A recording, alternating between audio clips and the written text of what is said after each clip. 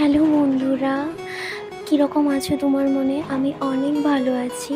এই যে দেখো, আমি এখন একটু বাজারে যাইনি, মানে আমি তো মেসেরই, তো একটু রান্না বান্না করার জন্য একটু সবজি টবজি আনতে যাইনি।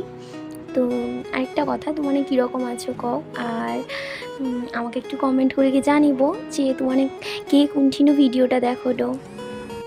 আর কি জানো তো, মানে বাজারে যাই কি না, একটা খুব খারাপ ঘটনা শুনলি আর দেখলি, তো দেখি খুব খারাপ লাগলা। তোমার মনে দেখো, ভিডিওটা দেখলে বুঝতে পারবো। দেখো আজকের ওয়েদারটা কত সুন্দর।